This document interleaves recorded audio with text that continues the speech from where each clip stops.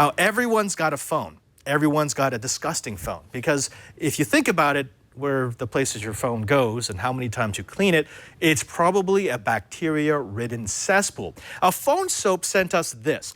It's a UV cleaner. The idea is you can take your phone, and this one actually will fit everything from this is a OnePlus One to an iPhone 6, and then it bathes it in UV light while it charges it. It has a little charging port. And the idea is that UV light should kill 99.999, repeating whatever percent of all the bacteria and organisms that are living on your phone.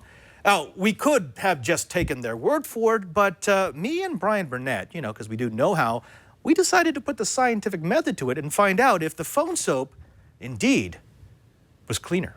I'm going to take 2 of my plates here. These are going to be my control for the experiment. Right, because you're going to do one before and one after. Right, but I'm going to do 2 before and 2 after, just so I have a bit more margin of error here, or smaller margin of error. Now I'm going to inoculate this tray, this Petri dish. What I want is I want to have a predictable pattern of where that swab was, so that that's where I should see growth. If there's any growth, it's going to happen in that Z. You want to make sure that you properly dispose of the swabs, because these could be inoculated with ridiculous germs, so put them in some sort of biohazard box.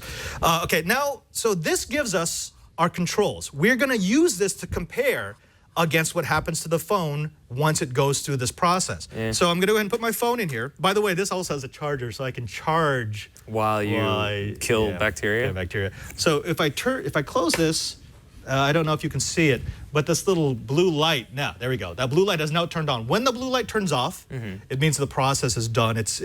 It's properly exposed to UV. Right. Yeah. The theory behind that is bacteria really don't like UV. This is why like water treatment plants now use UV, or combined with, say, like an ozone generator, because that will basically kill off every organism that's instead of trying to use chemicals or something like that. Right. So we've got our 3 controls. We're going to set those aside. The 2 remaining dishes here we're going to use as our samples. So these are going to end up being the samples after the UV bath. If we take a look at our little there we go. The blue light is off, which means it's run its cycle. The UV lights in here are no longer on, which means when I open this thing up, it's... Yeah, there's going to be like fog coming out of it.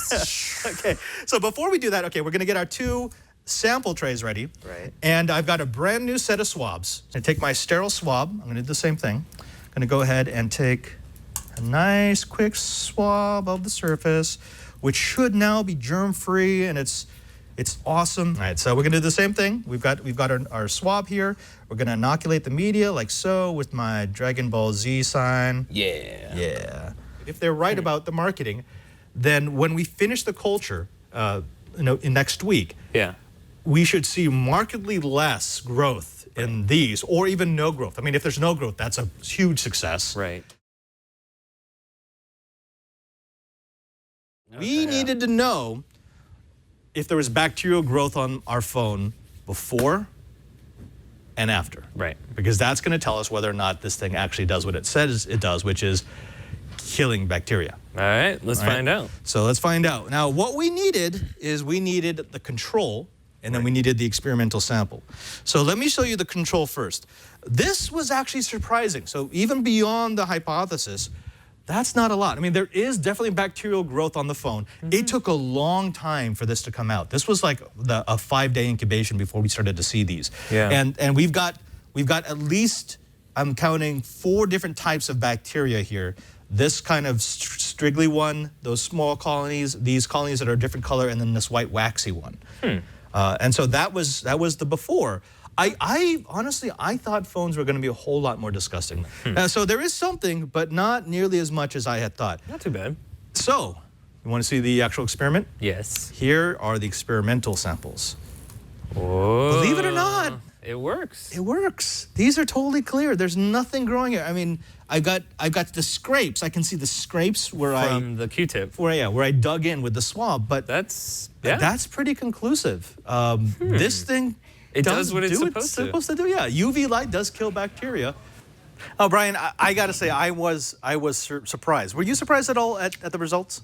I was surprised because I thought there was going to be more bacteria to begin with. Exactly. Yeah. Like I can assure people, you didn't clean your phone prior to that experiment. That came right out of my pocket. But I think what we learned also is that phones aren't really a good environment for bacteria to grow on. Like they already are kind of antimicrobial. Yeah, Jason was telling me that there are a lot of phones, like the OnePlus One, that actually get treated with an antimicrobial screen.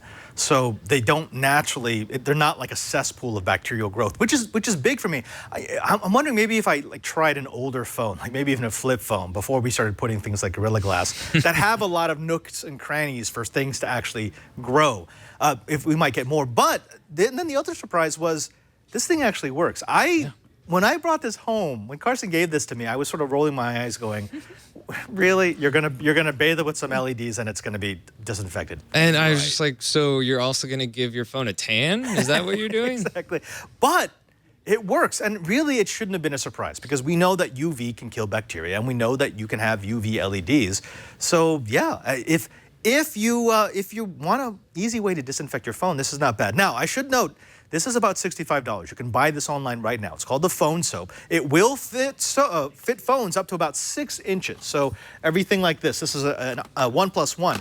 Now, on the pro side, I have to say, this is one of the things that, again, I laughed at when I first saw it, but it turned out to be a really good feature. This charging port means that this is a natural place for you to put your phone. So at night, you're going to want to put it in here because that's where you're going to get your charge, which means it's going to run the cycle and you're going to end up with a disinfected phone. Sounds silly, but I think the biggest thing here is trying to train people to disinfect your phone.